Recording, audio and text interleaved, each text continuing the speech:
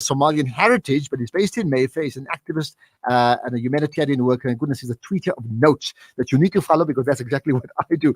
Hassan, appreciate your time. Salaam alaikum. Walaikum assalam, Ashraf. Pleasure to actually hear you today on your show. Thank you. It's my privilege as well. So, Hassan, two things. Firstly, let's talk about the Fordsburg fire. I understand not the who, what, when, where of the fire, but I understand you were able to speak to some of the Ethiopian business people who were impacted. What can you tell us about what happened to them and what they feel? Actually, on a Sunday, the fire started on Saturday, 11 a.m. Actually, there was a lot of Chinese and Ethiopians, but that time everyone was actually busy with how actually to stop the fire. So on a Sunday, the fire actually lit up. They managed, to not spread other houses. So I saw these 4 Ethiopian guys standing there, looking like very desperate to the building, and I asked them salam, and asked them, do you have any store in this building? And they said yes, we have shoes and whole houseware in this building, and I asked them estimation of how much, and the least the actually person who actually lost some money in that building, he said 400,000 rand. Other person say 2 million rand. Then I asked them, I'm very sorry. And then he said, no, this is qadar Allahu ma sha'a fa'ala. It's from Allah. Allah gave us this money and Allah actually took away. So it's not something that we worry. As long as we are alive, still we can work. So that yaqeen and that, belief in Allah, actually made me to tweet, the history. So, but this actually is a 4th day, and I should have to share with you, the firefighters left yesterday around 5 from the building. 5 in the afternoon. Now, yeah. Okay. Yeah. So now there is a smoke, flares coming up from the building. It's a huge flare coming up from the building. So I don't think they are aware. It seems it's reigniting again. I don't know. Really a huge concern, and of course on the neighboring buildings as well. I mean, absolutely. Yeah. So that will get sorted. The other thing, imagine, a lot of families, they live daily life, so they work, what they eat for the day. Yeah. So, and I met one family that actually lost the apartment. They are actually house. Then they said we lost everything. So we can only afford what we actually eat. We cannot afford to buy bed and everything. So these are the type of thing, that actually draw my attention to be present in the area and actually provide humanitarian aid from African Muslim Agency. So that's actually the fire, but a lot of money has been lost to this building. It's the 8th floor, and the whole building got the fire, and nothing has left. Actually. And your question, I mean, you mentioned the yaqeen of those Ethiopian Muslim business people who say, we trust in Allah to provide for us. But and I appreciate that, and I'm trying to choose my words carefully. We do trust in Allah, but there's also a certain reality today. I mean, maybe he has got more money, but other people suddenly overnight become completely destitute. I mean, do you get a sense that they have a backup plan, besides trusting in Allah? Actually, I think people from East Africa they adapted to the losses, because of let me frankly speaking, if a Ethiopian guy or Somalian guy got accident in a car accident, and they don't cry for the car, that got damaged, they don't cry for the loss if someone died in that accident. They grew up this hard life, and imagine if someone comes to this country with a fair food, and actually made a lot of money. So I don't think he will cry for that, because if he came with no money, so he got the money. So I think the motivation and the culture, the background differs, So for me, if I tell you, like, I won't cry if I lose my car today. I won't cry. Maybe a person from South Africa maybe will cry. So that's the difference.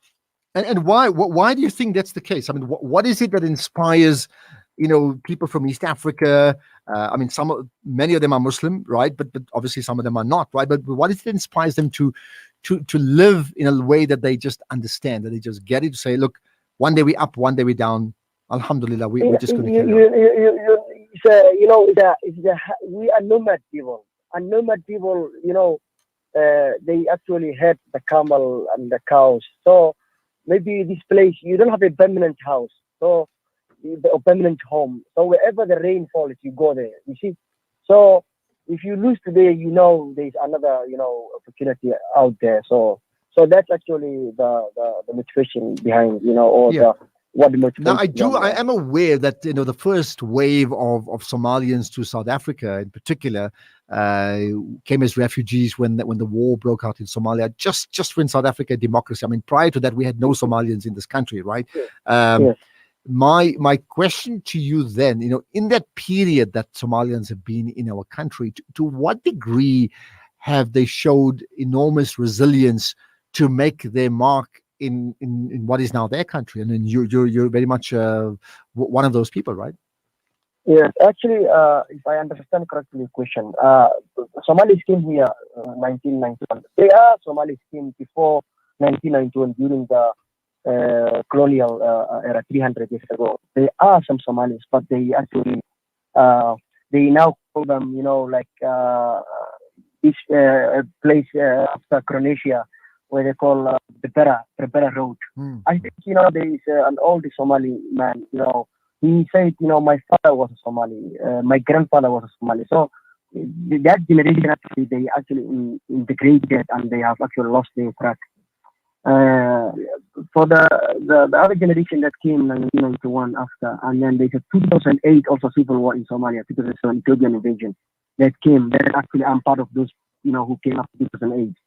So they actually came to this country with no money. Not a lot of Somalis who came to this country investors. They came here seeking peace and refuge from this country. But Alhamdulillah, they came from a background of entrepreneurial skills, where every second house in Somalia, there must be a table outside. Maybe they sell banana, tomato, or something else. Okay, wow. So, and they've extended that sort of entrepreneurial way of doing things like side hustle to South Africa. And we are 10 million, and we have a lot of potential buyers in Somalia. Yeah. We have potential sellers in Somalia. Okay. So this country has a potential buyer. So this actually gives more opportunity to Somalis. Alhamdulillah.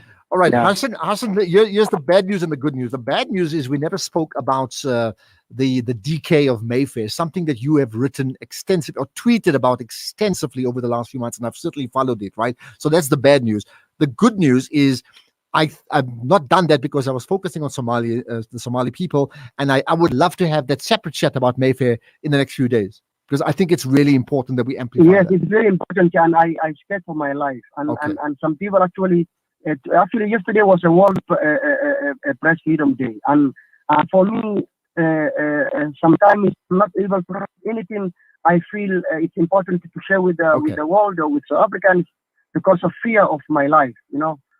People in Mayfair they become cruel. They become cruel, and Mayfair changing into Islam. And I warn my community all the time that this is the place where we raise our kids. So we need to protect you. With all due respect, we need to protect from drug lots, from hijacking. All right. So I hear you, and I'm so sorry. I mean, I've heard that point. I fear for my life. Something you've tweeted about as well. So here's the plan. I will get my producer Rahim Abumberg to connect with you shortly. We'll maybe talk tomorrow or the next day, but anytime soon. In Ramadan, we must talk about the goings on in Mayfair in particular, and I want to get your thoughts about it. Okay, Hassan, thank you for your time. Shukran. Stay alive. It's very important that you amplify what you talk about. Hassan Abdullahi, there you are, originally from Somali extraction, but an activist, human rights worker in our community. Some really important issues, from the Somali community and their resilience, but also him amplifying issues and that sense of I fear for my life. Does that get to you? Let's talk about democracy and what that means as you defend our democracy in a moment. Our efforts continue all through the blessed month of Ramadan. So our aim is to, inshallah, literally save a few lives in whichever little way. Thanks to your support, we have provided thousands of people with staple and nutritious food pack supplies, access to fresh and clean water, and education supplies, and so much more. I think it's a lot about the community and our well-wishers. Penny Appeal utilizes your Fitra donations to help make a difference to the lives of some of the most vulnerable and needy families. And for that, every single day, we're really thankful, given the opportunity opportunity to serve humanity. We ensure they receive their food packs well ahead of Eid, ensuring that every family we serve benefits from your fitra contribution. Fidya and/or kafara also accepted. Visit www.pennyappeal.org.za or call 031 1100 573. Penny Appeal. Small change, big difference. Shimmer, sparkle, captivate. Nothing less than a masterpiece. Droplets of gold inspires precious design. Platinum bursts with intricate freshness. And every pure diamond becomes more than just a girl's best friend. Voda Gold Gem Jewelers.